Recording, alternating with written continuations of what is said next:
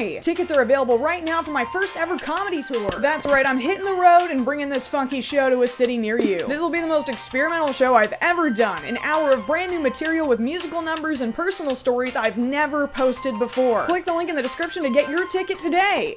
Okay, class, listen up. Okay, class, as you know, we're gonna be doing some popcorn reading today. So let's get our books out, and let's start with you. Oh, I guess I misunderstood what was going on here. Okay. The fox jumped over the lazy dog. I have no clue what this says, and you've confiscated my emotional support vape. So do you want me to throw the chair now or later? Crazy thing, guys, totally forgot we're actually watching a movie again today. I don't know how that slipped my mind. Okay. Yeah. Okay.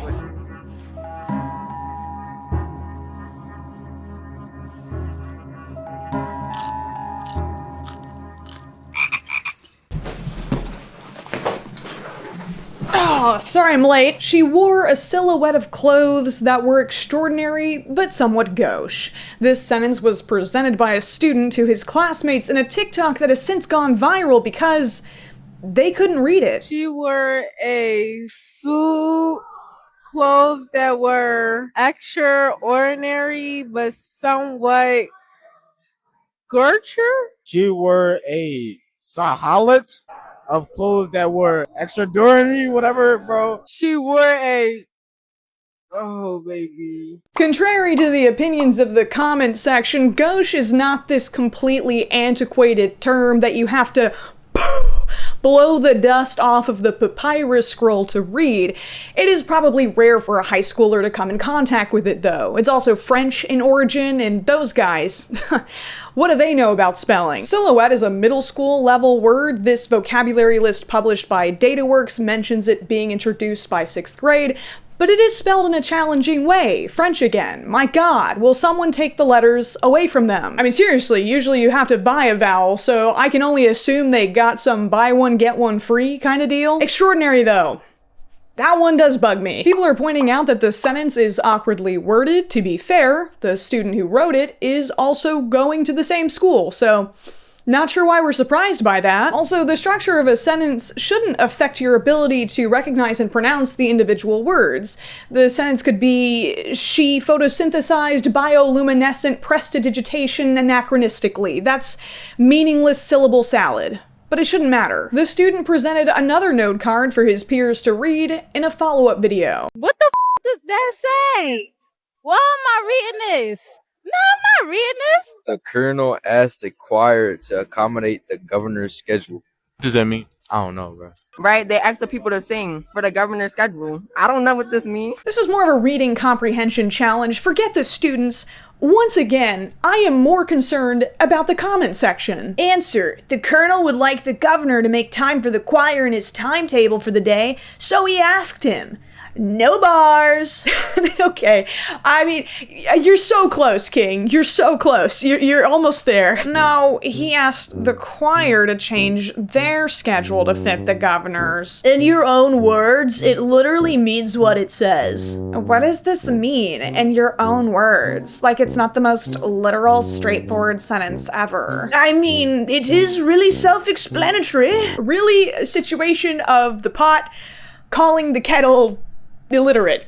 Inappropriate rewording could be something as simple as there's a military officer and he's asking the choir if they can show up at a time that works for the governor because the governor's got stuff going on, specifically butt stuff, at a clothing optional gathering where everyone is wearing bedazzled masks. Sorry, I exercised a little bit of creative liberty there. I kind of just assume that's what all politicians do in their free time. Maybe I just watch the news too much. To be fair, the choir cannot accommodate if they don't know the schedule. Wait, who is this guy? Is he someone from the choir? Is he like the Lorax, but specifically for people who are in fictional choirs? I want this guy in my class. He doesn't just know why the curtains are blue, he knows they were 50% off at Bed Bath & Beyond, baby! Okay, back to the story. I'm censoring the identity of these high schoolers, not just because I'm pretty sure they're still minors, but also because they are not the culprits here. One kid not knowing how to read at an age-appropriate level, okay, maybe we take out the dunce cap, but several at the same school?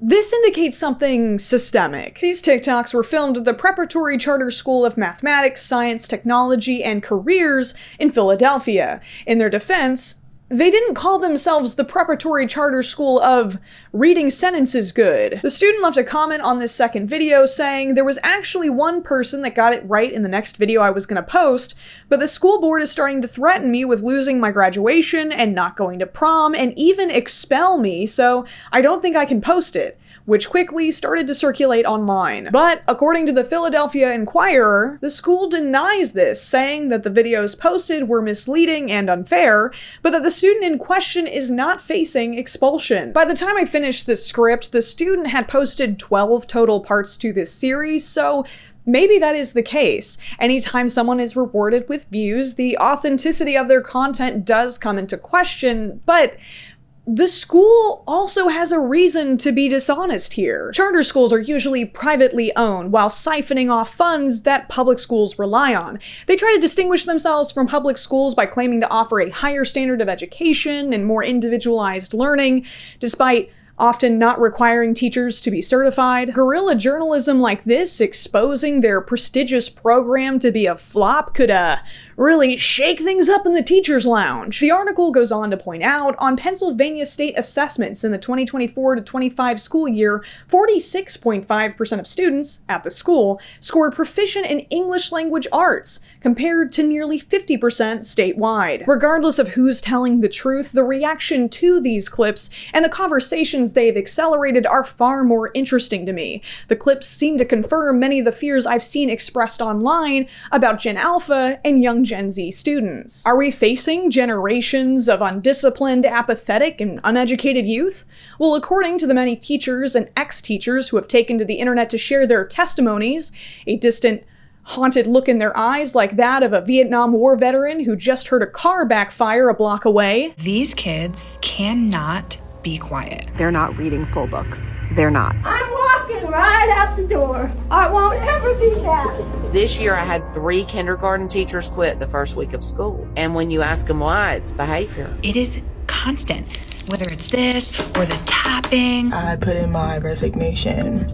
I am done. These kids are mean. 6'7", 6'7".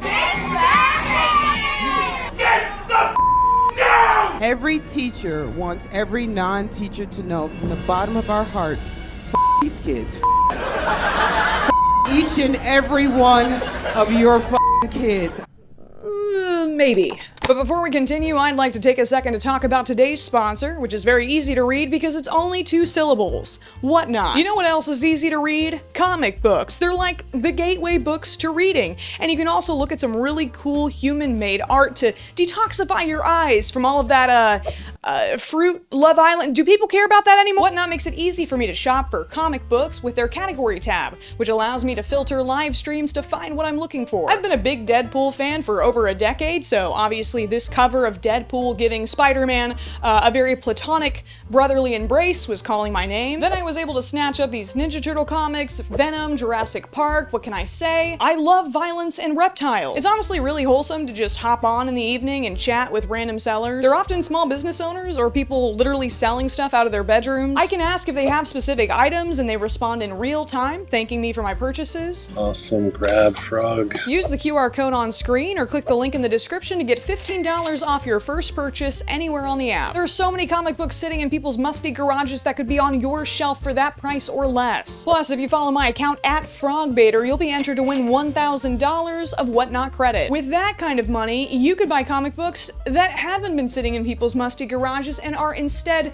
cocooned in plastic, safe from your Cheeto dust-covered fingertips. So sign up for Whatnot, give me a follow, and find out if you're the lucky winner 1 month from today. Even though the rest of us are kind of just now catching on, educators have been warning about a literacy crisis for years now, and it's playing out in disturbing ways in the classroom. My students can't read. I struggle with being told that I have to focus on certain standards on grade level text when my kids are not reading grade level. You're going to give them a test with a text on it that they don't understand. So they're not going to attempt it because then that makes them feel a specific type of way. Do I push them and try to get them to understand grade level text? Or do I come kind of down to their level and try to show them the standards on a text they do understand? Like, is that a possibility? Students being graded on a test that they can't even read? That's like entering a fishing competition without a fishing pole, a race without shoes, or any number of other increasingly ridiculous scenarios that could be used for illustrative purposes. I wanted to dig deeper here, so I reached out to some people with teaching experience that I knew in real life. Yes, I know people in real life. Did I get them to participate in this video through threats, bribes, or some other form of extortion? That's for me to know and you to fantasize about. Their identities are censored because I want them to be able to speak freely without having to worry about their livelihoods being affected. Currently, I teach 3rd grade science and social studies, but I also taught 4th grade ELAR, or English Language Arts, for the first half of this year. And I previously taught 6th grade math and then had 2 years of experience teaching art on the elementary and middle school level. How many years total would you approximate that you've been involved in teaching? For me, it was a total of 3. This is my first official year teaching, but I've worked in public school in classrooms for like 3 or 4 years now. I think another layer of context that makes their perspectives even more valuable is the fact that both of them have either taught or teach here in Texas. My state has been slipping in state rankings for education since I was born. Unrelated, not my fault, I was a baby. Texas has highly diverse student populations and some of the poorest school districts in the country, actually the poorest. San Perlita, Texas has a median annual household income of just $16,384, according to USA Today. That's right on the poverty line, by the way. When it comes to investigating the problems in our education system and the disproportionate effects they have on students based on class and race, my backyard is the place to look. Well, not literally my backyard. Get out of there, you're trespassing. These teachers mentioned the exact same phenomenon I was hearing about on TikTok. I have 3rd graders right now, and because I teach science and social studies, the questions they ask, and if you were to ask me, do they understand the concepts that I teach them? If you sit down and talk to them one-on-one, they can explain back to you at least 80% of what I've told them, or like they have understanding of the things. I would say that they're on grade level with their understanding of what it is. But if you put a test in front of them, their reading comprehension is so low, their understanding of vocabulary that's not subject specific is shaky at best. Like, I had to explain on a test the other day what the word occurs means. Okay. To a 3rd grader, because said, what happens when this occurs? They didn't know what the word occurs means, which is a fairly common word in science tests. I was helping one-on-one with a student who he just wasn't understanding the question that was being asked. It said something along the lines of, use your imagination and explain why you think the author wrote something about one of the topics being greed. In the main topics was greed in the story. He did not know what the word imagination was. He couldn't read the word imagination, and he couldn't understand what the word greed meant. And if you take those 2 words out of the question, not to mention the character's name Ichabod, you wouldn't understand anything on the question. But you don't have to take the teacher's word for it. After all, what do they do besides sit around with the nation's children for hours a day? No, let's see that throbbing, rock-hard data. According to NPR, test scores from the National Assessment of Educational Progress in 2025 showed a decline in 8th grade science from 2019, as well as 12th grade math and reading. This 12th grade average reading score decline is even more concerning, though, when compared with results from 1992. This isn't just a brief statistical aberration that we can blame on COVID for disrupting the classroom. This is a steady downturn towards historic lows across decades. I wonder what happened like 2 decades ago. It's time to come together to get it done so that we can truthfully say in America, no child will be left behind. The president's nearly $48 billion education plan includes testing children annually to more closely monitor reading and math skills, rewarding schools where grades improve and punishing failing schools by cutting federal money to districts that don't show progress, and allowing parents of children in public schools that fail 3 years in a row to use tax dollars, government vouchers, to move their children to private schools. Ah, damn it, George, what the hell? No Child Left Behind is maybe the second worst thing that President George W. Bush was responsible for during his presidency.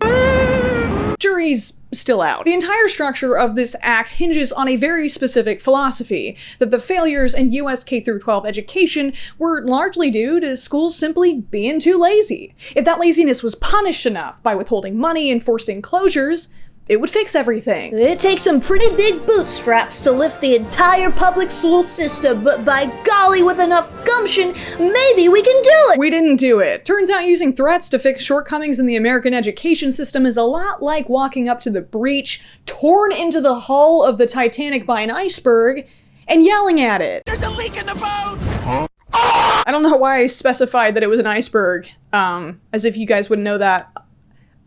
Well, the widely unpopular No Child Left Behind Act was eventually replaced by the Every Student Succeeds Act in 2015, moving away from a one-size-fits-all federal plan to a more flexible state-level one that broadens the way schools are evaluated. The primary mechanism by which schools still receive funding, however, remains basically the same. Schools must attain certain metrics in testing in order to stay open, and that becomes a priority over addressing students' needs.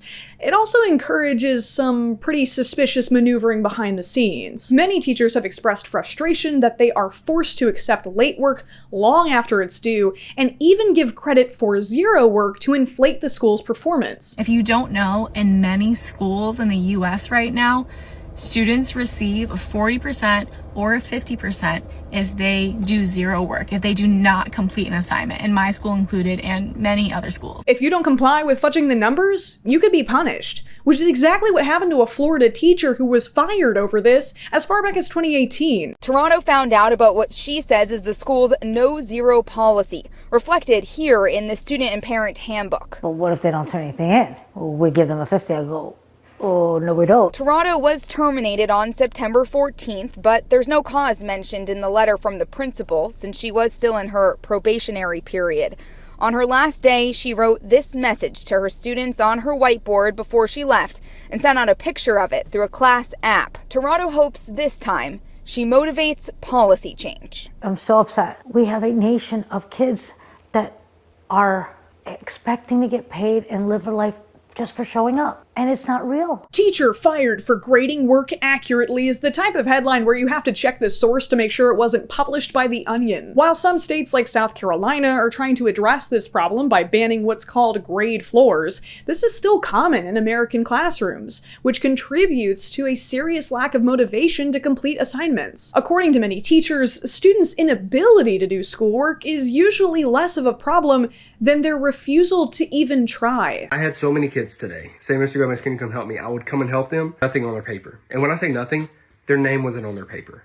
The date wasn't on their paper. The problem that they're supposed to be solving was not even copied down on their paper. They want you to be soft with kids. They want to let kids run the school. They don't want you giving any harsh consequences, and that didn't work for me. They let the kids do whatever the they want without any real consequences. Students would be roaming the hallways, and instead of having any repercussions or consequences for doing that and skipping school, they would just get ushered and pushed back into the classroom, and that was pretty much it. So you'd have students join your classroom an hour late, 30 minutes late. They missed all of that. They don't care. They're just disrupting the flow and everything else. And there's no accountability, and nothing happens. You just mark them as late, and then you move on. And I had students that would do that every single day of the entire year, and nothing changed. Discipline, consequences, accountability, different teachers have different ways of putting it, but the gist is that students don't give an F.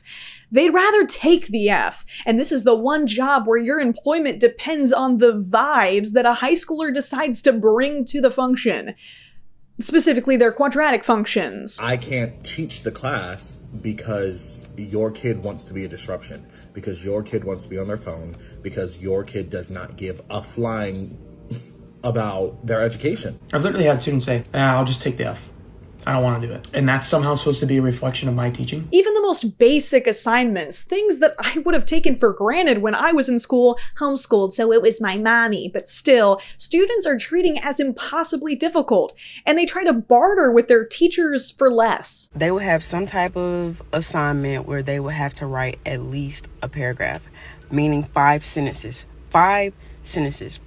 The amount of assignments that I got in with 1 sentence, 2 sentences, the amount of complaints I got where 5 sentences, that's too much, Can we do 3? Isn't 3 considered a paragraph? Having to push through this extreme resistance to writing was an experience that was also echoed by the teachers I interviewed. The thing that I'm noticing most is that their stamina for being able to read is super low. Every single day that I teach, and I have taught for the time I've been in school, if you hand a paper to a student and you say, okay, this is what you're going to do, this is the paper you need to do, this is independent work, here you go, I will inevitably get at least half of the class who will come up to me and say, Miss, I need help. What do we do? And I'll say, did you read the directions? And they'll say, no. And said, we'll read the directions. And they won't. They will not. If it is more than a sentence long, they will refuse to read.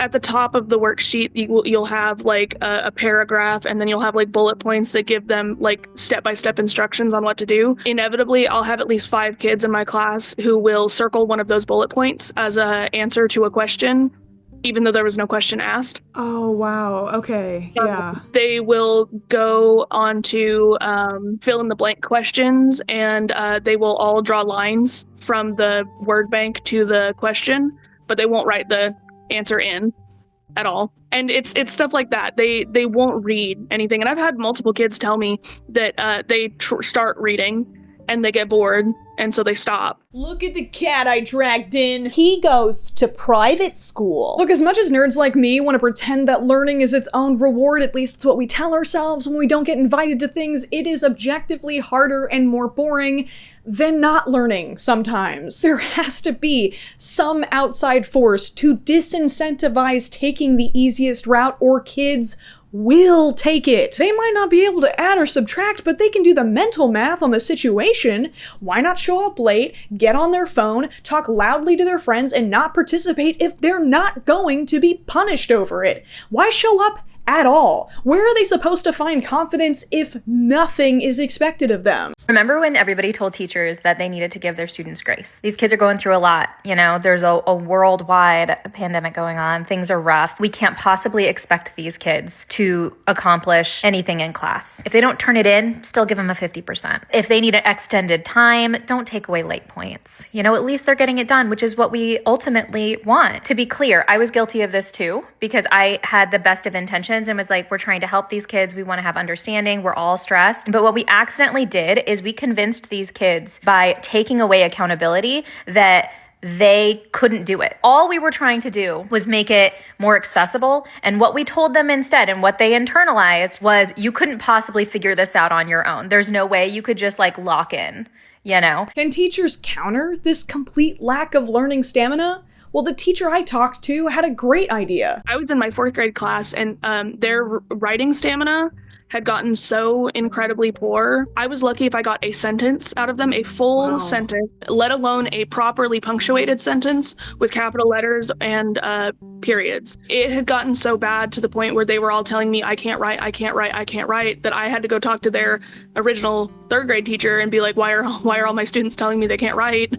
Why are they telling me that they don't know how to do any of this? And she was like, they're lying to you. And I was like, okay, well, we're gonna start every single day with a writing sprint where I give you 5 minutes and I give you a silly little prompt on the board, and I just want you to practice writing as much as you humanly can in 5 minutes. I don't care about punctuation. I don't care about the content. I just want you to write something. Prove to me that you can write more than a sentence. And I was getting full pages out of them because they were interested in what we were doing. She saw a serious issue with her class's development and targeted it with a basic exercise that was getting immediate results. What could go wrong?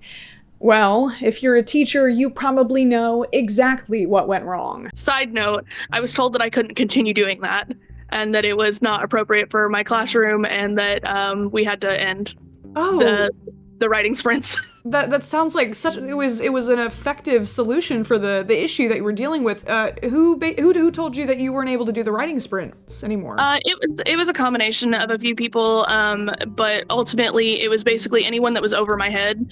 The state of Texas right now, a lot of public schools are currently switching to a scripted curriculum. Any teachers that have had to do it this year will know exactly what I'm talking about. It's called Bluebonnet. Bluebonnet is by no means the worst program in the world. It's pretty mid as far as scripting goes. The problem is mid. That's a word that you've learned from your students, I assume, right? Yeah. Also, I'm on TikTok all the time. Yeah.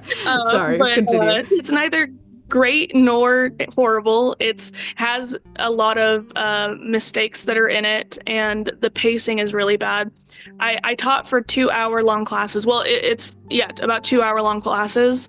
And it was a combination of reading and writing. And by the end of the class, in the very beginning of school, I was giving these kids sometimes 7 different worksheets to do in one class. For a 4th grader, that's a lot. That is a lot of work every single day. They weren't able to grasp any of it. And they were being worked to death, and I was being worked to death. And it was because if I have 50 plus students that I see every single day, and I'm giving them 7 worksheets each, and I'm having to grade all those worksheets because it's not online. I have to grade them by hand. Mm-hmm. It's an overwhelming amount of paperwork for me. But beyond that, they were so focused on hurrying that they weren't actually understanding any of it. The people that were over me basically said that anything that I did that was extra on top of the Bluebonnet stuff means that I was taking away from the actual Bluebonnet curriculum, and that I needed to stop doing anything that was not on script. The word admin kept reappearing in both my conversations with teachers and also the posts I found online, like a C-tier Batman villain popping up every few episodes. A picture was slowly painted for me of petty, localized hierarchies where teachers, especially younger teachers, were left feeling powerless and used at the bottom. Admin being fiercely loyal to an exact curriculum, even if it prevents a teacher from actually helping her students, is not a one-off event. It's solidifying into a norm. I'm Ale Cheka. I drove down here from Fort Worth. This is my 18th year as a teacher in Fort Worth ISD. Teachers in Fort Worth ISD this school year were actively told we were not allowed to teach a book in English class. Elementary school, middle school, or high school. Well, I'm here, but I've got a scripted timed curriculum that doesn't allow me to meet the needs in the room. Remember, bureaucratic nonsense like this doesn't just happen. It's motivated by things like, for example, access to a grant. I think a bunch of schools got maybe a grant or some kind of incentive to adopt it early. Every class from kindergarten to 12th grade, I want to say, adopts the same program. So there's consistency among the grade levels. So what the kids learn in 1st grade translates over to what they learn in 2nd grade. And there's already a foundation of skills and information that isn't different per teacher, because what a teacher might make up in their own curriculum might be different than what the next teacher does. Sure. And there'll be gaps in learning. So they're trying to fix that, but it's an unrealistic timeline of class activities that you're supposed to do. It also sounds like it doesn't really give you any wiggle room to address any of the unique problems that might be, present in your classrooms either. No. And if you try and take the time to address those, they say you're not on target to meet whatever other TEK that you need to address, or whatever other thing they have in their plan. We are still stuck in the shadow of No Child Left Behind, and when admin cuts corners, teachers are left dangling by the purse strings, less and less of them left to deal with more and more bull. There are people who that's their whole job. Their whole point is to pull kids out and do extra tutoring with them. But it depends on if your school has those people, and it depends on if those people have time and how many kids you're servicing. And RTI is the response to intervention. It's an RTI teacher, so if your kid is falling behind in math for some reason, an RTI teacher will pull them out in, say, science or social studies, and they'll pull them into a separate class, and they'll do a one-on-one or a small group with them to help close those gaps. But if you have a school like mine, all of our RTI teachers ended up being moved to actual classroom teachers, and we don't have RTI teachers anymore. we got told middle of the year, there was a big meeting where we were all pulled into with a bunch of people that are way above our head, and basically told we have to do RTI ourselves, which, as you can imagine, for a class that's already bell to bell with content, and now they're wanting you to also stop doing that content to do one-on-one or small group intervention with individual students. That sounds impossible. A lot of us were like, where we don't have extra time, can we pull them out of their specials class? Can we pull them out of PE? Like, do we have extra time that we can do this? And they were like, no, you're just going to have to fit it into your regular class time. And we were like, where? When? Well, yeah, that sounds like it's literally an impossible request. That's crazy. Okay. All while doing classroom management, because if you're focused one-to-one with one student, what are the other students occupied doing? But don't worry, if you ever find yourself somehow struggling, admin has amazing advice to offer, such as, have you ever tried bribery? I've been advised to bribe them. Okay. Bribe them to behave good. Offer them incentives. I got told one year that the reason that the fifth graders didn't want to be in my library and they weren't behaving, and so I needed to give them a reason to want to be in the library. And I was like, are you going to pay me to give them a reason to want to be in the library? Because I make $18,000 a year and you don't give me enough money to buy incentives. Do you have child bribe money? Yeah, the smallest incentive I could possibly give them for the over 700 kids that I service a week. I would have to have at least $700 in order to buy stuff in bulk to be able to bribe them. Do you have $700 every single week to bribe these children? And I didn't get an email back. Which that also doesn't fix the behavior. All it teaches the kids is that if I act badly, then I can manipulate the person teaching me into giving me something in exchange for good behavior. So that doesn't even really solve the problem. Even if you had that $700 to drop, it still wouldn't fix the issue. So teachers try and fill in with, smaller incentives. I'll give you a bag of chips. I'll give you a piece of candy. But that does not fix the greater problem. I'm not saying that all school administrators are bad, but this was a consistent enough complaint across the board to take notice of. The nature of power is corruptive, even if that power is just a nameplate on a desk. How else is Patty supposed to process her husband's golfing addiction and the fact that her daughter chose a wedding color scheme she didn't approve of if she does not wield her authority as assistant vice principal to ruin your day? Being a little evil is therapeutic for her. Cut her some slack. The lack of support, malicious or otherwise, extends into classroom management. If schools are understaffed, that means that a single kid can hold a room hostage, sabotaging their classmates' education because there is no one to remove and correct them. I've had a kid fully waste an hour of my class time when I only get 2 hours. Arguing, being loud, I can't talk over them, I can't send them to the office because maybe they weren't there, or maybe they were busy with someone else, or maybe there were already 10 kids in ISS. Whatever the reason was, I was not able to send them anywhere. What am I going to do? What do I have to do other than to, threaten to call mom and dad? Okay, well, mom and dad don't care. Mom and dad blocked my number 2 months ago. I can threaten to call admin down here. They're not going to come get them. Or if they do, they come get them and give them a lollipop and send them on their way back to me 5 minutes later after they tell them, ooh, don't do that again. Teachers aren't just presented with the Sisyphean task of teaching in this environment, a module on Greek mythology their students probably won't pay attention to. They also have to survive a range of disruptive behaviors every day. Classrooms are trashed and covered in filth. The few items teachers buy with their own limited paychecks to help brighten their students' day are destroyed in acts of pointless cruelty. I try to make class enticing. They just broke it. And then when I was upset that they just broke the wand that we've never even used before, that I spent my own money on this summer when I was spending my personal vacation and time off school looking for things to make their lives better, they just snapped it in half. And they don't care, and they're not sorry.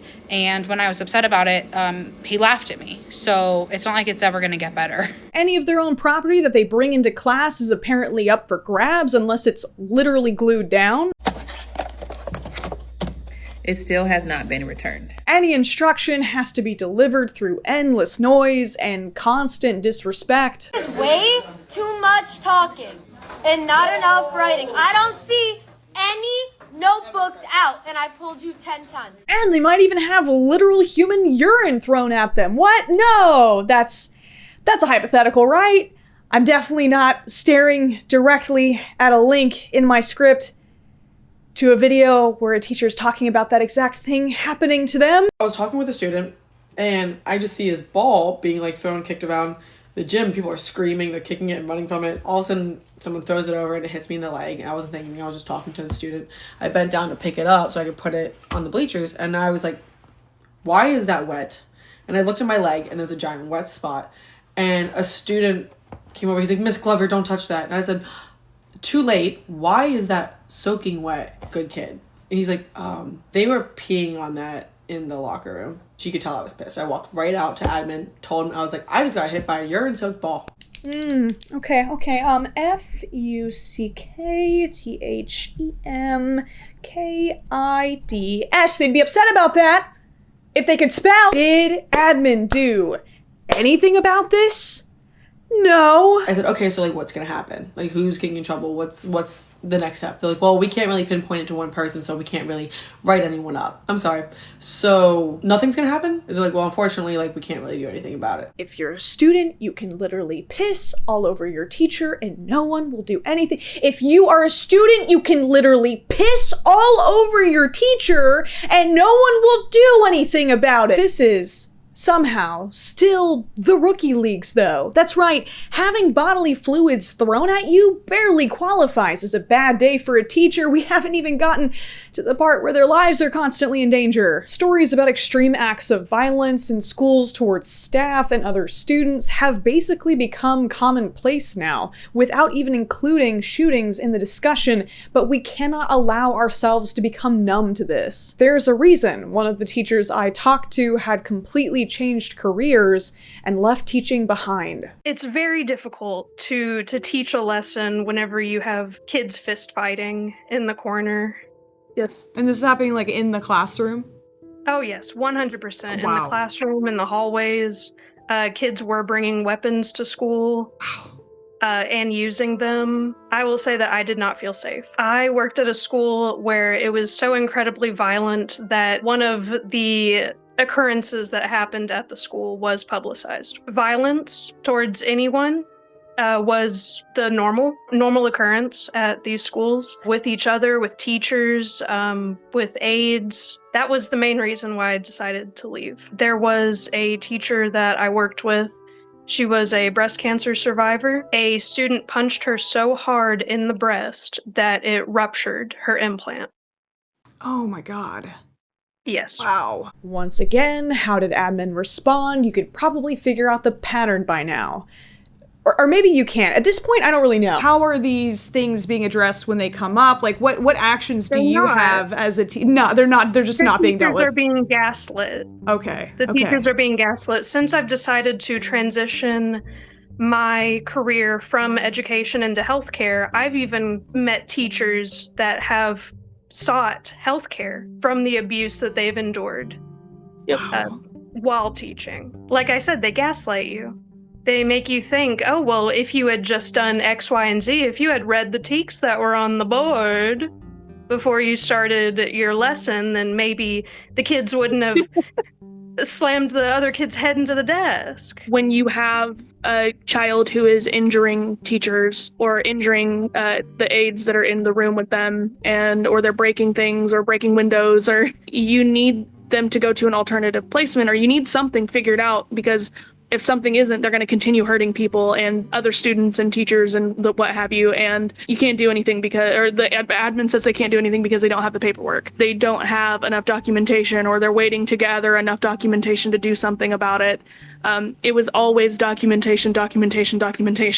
Teachers also can't really seem to expect parents to have their backs either. A huge percentage of the content I saw posted by teachers cited parents as a major source of the problems that they face at their jobs. The general sentiment seemed to be that parents were just not really parenting anymore, leaving teachers to pick up the pieces. Things that would help teachers if you parents started them at home. Number one, sit down and shut the up. School can only truly be useful if it's also supplemented at home with, I don't know why I'm trying to word this in a nice way. Y'all stop trying to force teachers to raise your kids. I don't want to hear it, okay? I don't make the rules.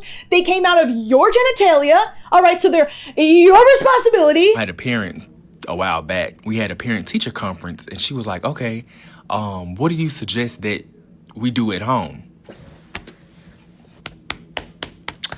I don't know. Teachers are having to waste so much time doing things that are not in their job description, that they did not go to school for, and that are actively distracting them from the things that they're supposed to be doing. They aren't super nanny. They can't duck walk into your house with office siren glasses and shoulder pads wide enough to bridge the emotional gap between you and your child. They just want your spoiled brat to do their algebra homework. If you're my age or older, you were probably raised with some variation of a talk get hit mentality. I am so glad that we as a society have started to reject spanking as a form of punishment for the sake of my own ass. I wish we'd figured that out a bit sooner. But it doesn't seem like a lot of the parents of today have found a suitable alternative to earn the respect and obedience of their children, which is creating a huge problem for the rest of us. Gentle parenting is something that is being misunderstood and misused.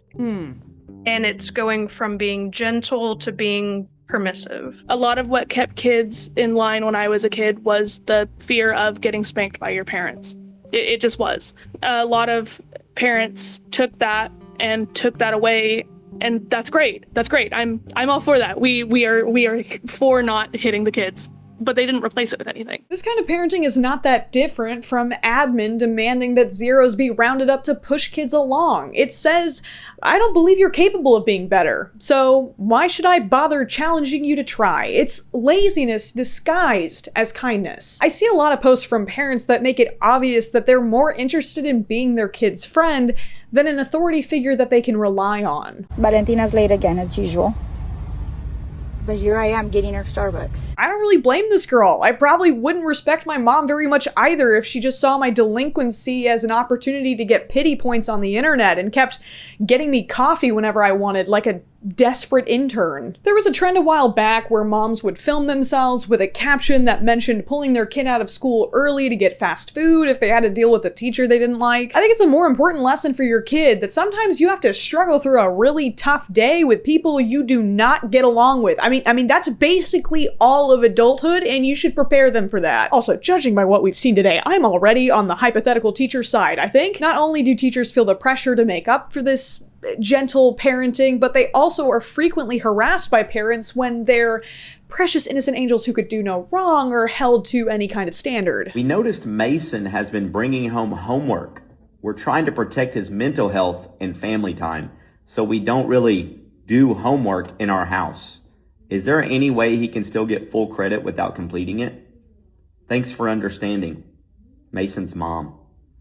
That is, of course, if the parent hasn't decided to protect their peace and shut down all forms of communication. I called a parent today and I said, just to let you know, your child has an F in my class because they come in and they don't do anything. And then they start screaming.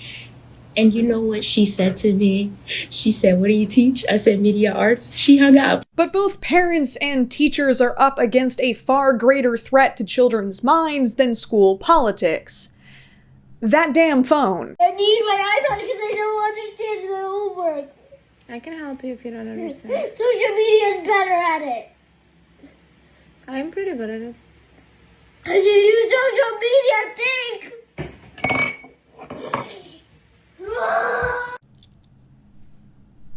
Girl, do not look at us. If that was my kid, the only media that she would be socializing with from that point onward would be cutting out magazine clippings to make papier-mâché crafts with friends.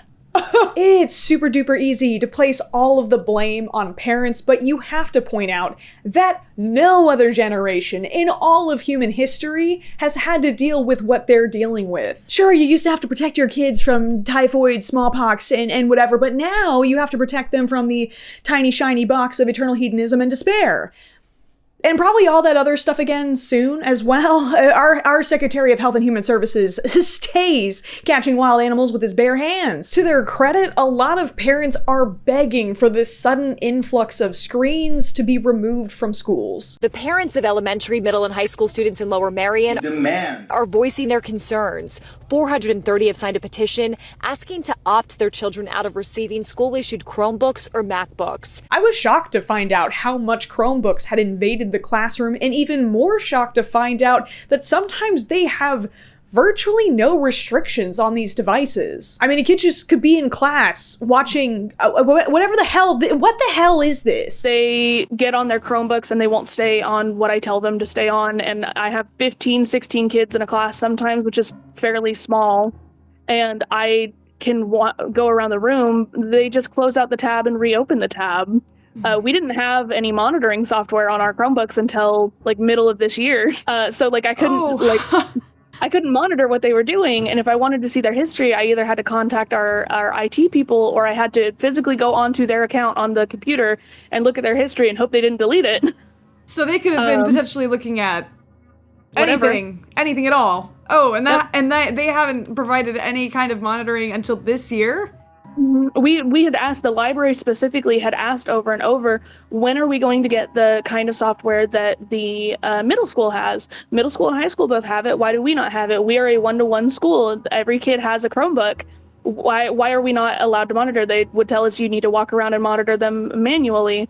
We were like, we can't do that. They close out their tabs. I tell a kid to get on the ages that you want to protect most. Yes, the most vulnerable ages. Oh my goodness. Yeah. The teachers I spoke to also reported that the text-to-speech and speech-to-text functions on these Chromebooks, accommodations that should be reserved for the kids that need them, were being completely abused by all of the kids, regardless if they were in an individualized learning program or not. They almost all have text-to-speech turn on. Would this be on their what device would they have the text-to-speech on? Okay, they're Chromebooks. Okay. A lot of times that is an accommodation for a learning disability. Right. But what you're noticing is that all of the students are kind of tending to use this instead, just simply to avoid the reading step to approaching problems. Okay. This is by no means bashing text-to-speech. It's an incredibly useful tool for kids that need it and have the accommodation for it. It is just odd that 80% of my classes either need it or request it or refuse to do anything without it. It was text-to-speech and speech-to-text were bundled. So it's also working the other way to help with writing. So if they say the sentence they need to write and then just dictate off of, okay, yeah. The kid tells the Chromebook the text they wanted to write and also the text they wanted to read. When is the kid actually doing anything? Well, since these Chromebooks also offer them access to AI tools like ChatGPT and Gemini, the answer to that is, well, they'd probably have to ask an AI for that. This one kid had finished his quiz and he was working on work from another class, and I'm watching him and he copy and pastes whatever short answer prompt there was for this class assignment, puts it in a Gemini, it spits out an answer, and then he says, rewrite this, including spelling mistakes and grammatical errors commonly made by high schoolers. This kid would rather get a bad grade by artificially introducing errors than to even try to get a good grade on his own. There have always been kids that do exactly the bare minimum to pass, but why are we making it so easy for them? Apparently this kid didn't even take a moment to read the question he was cheating on. And I kid you not, it is something like, what are the pros and cons of AI in the classroom? It'd be funny if it wasn't a portent of doom. Ow. I don't know, maybe he was just trying to do some primary research. AI is another culprit to add to the growing pile. As I suspected, this whole "why are kids reading today" question is actually infuriatingly complex and impossible to cover in a single video essay, which obviously didn't stop me from trying and failing anyways. But I still want some kind of satisfying conclusion to this video, so I reviewed the content of my interview and all of the videos we've watched together, simplified everything down to the most recurring issues, and pasted them into this word cloud.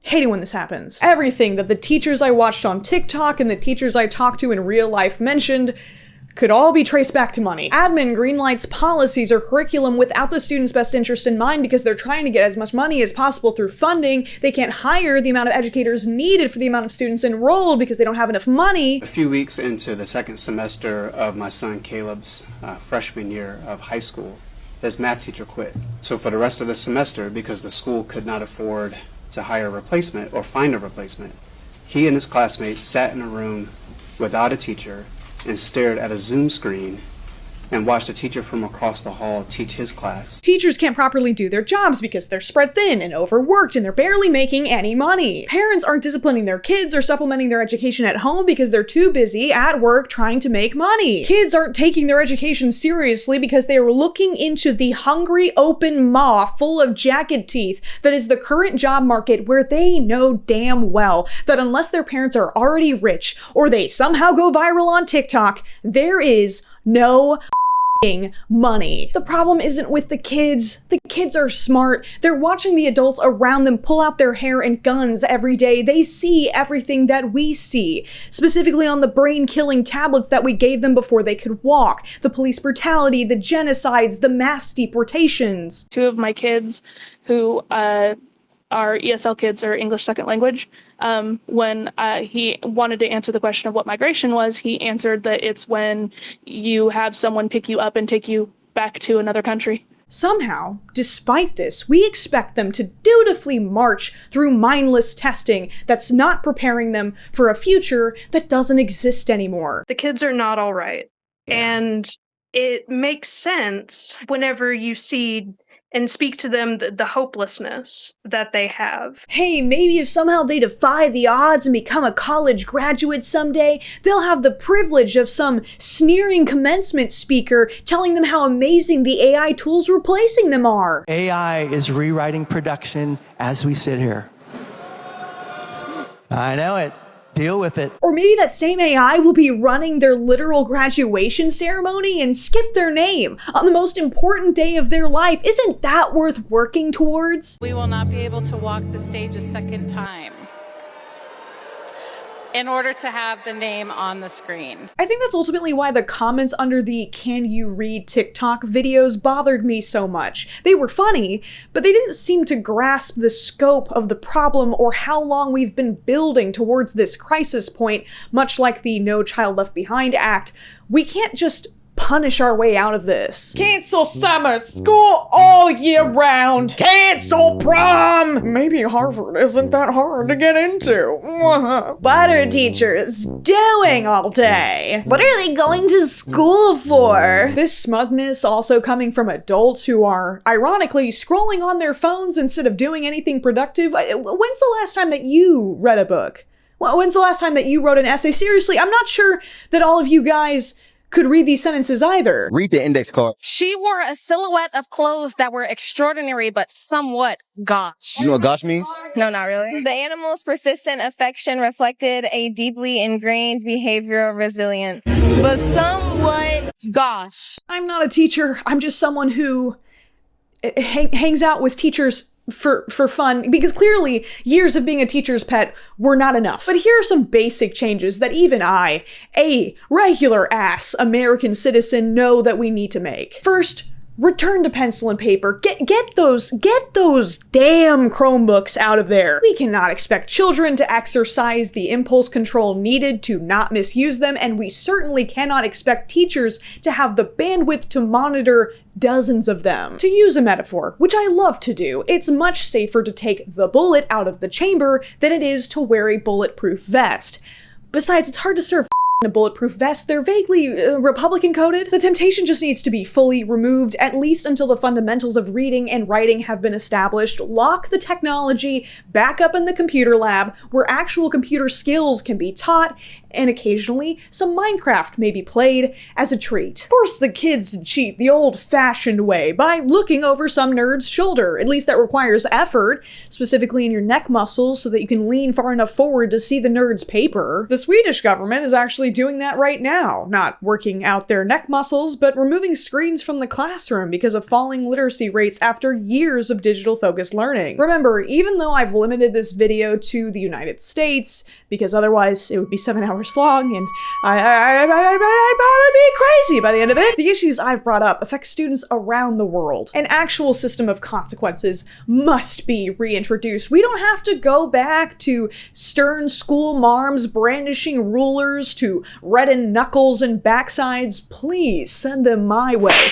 But there has to be something. Kids need to be taught cause and effect in a safe environment before they go out into the real world where the effects can be jail, addiction, poverty, or even death. We need to return to teaching methods that are backed by science. I know a lot of the news coming out about the US education system is so bleak, but there is one standout. Mississippi has steadily moved forward from the bottom of state education rankings since 2013, particularly with improvements to reading scores, a change considered so dramatic it's been coined the Mississippi Miracle. So what did they do? They went back to using phonics to give kids the basic building blocks they need to sound out unfamiliar words, as opposed to methods like the 3-cueing system that encourages guessing based on context and is somehow still used in many schools despite being largely discredited. Defying the No Child Left Behind philosophy, they started leaving those kids behind, specifically in 3rd grade until they met reading proficiency standards. They also provide extra support for students that are struggling through individualized reading programs. It's not all sunshine and rainbows, it's just a start,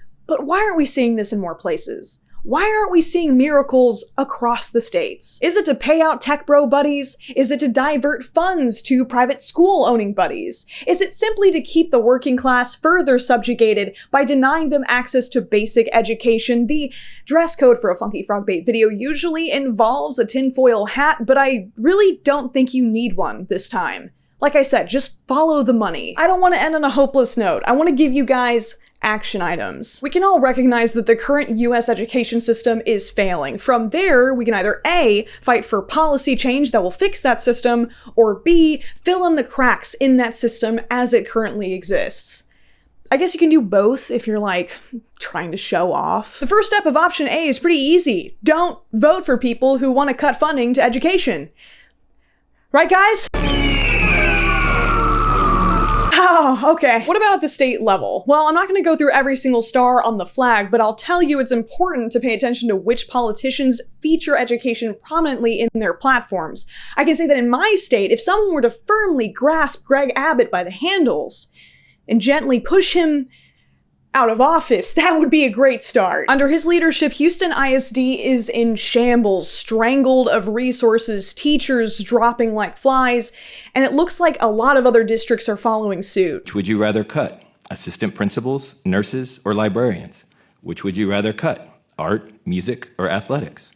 Would you rather cut teacher planning periods or increase class sizes? This spring, after a difficult year of school consolidation in which 10 schools were closed, parents were given a survey.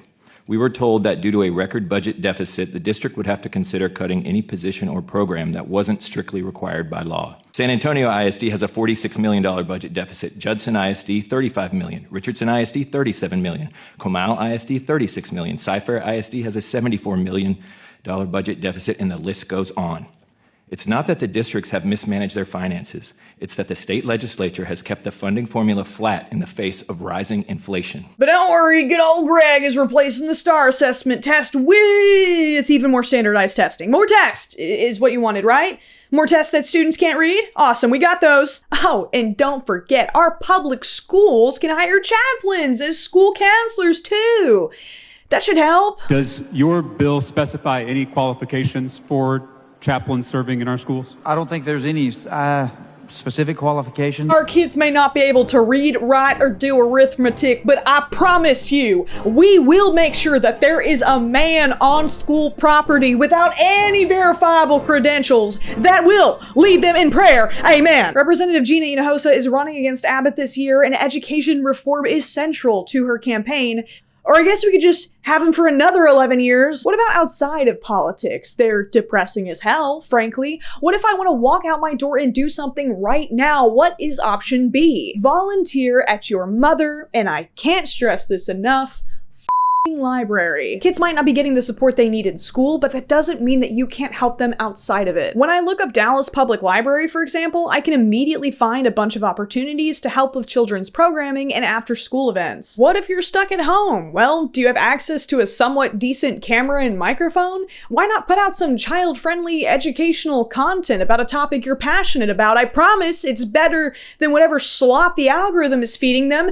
1 million likes on the skateboarding child cop? A term like literacy crisis can feel so paralyzing, but I promise no kid is going to learn how to read because you feel sorry for them. Whatever you do, don't stay glued to your phone freaking out. Use that fear to do something. Anyways, I've got some reading to catch up on if you don't mind. The Fox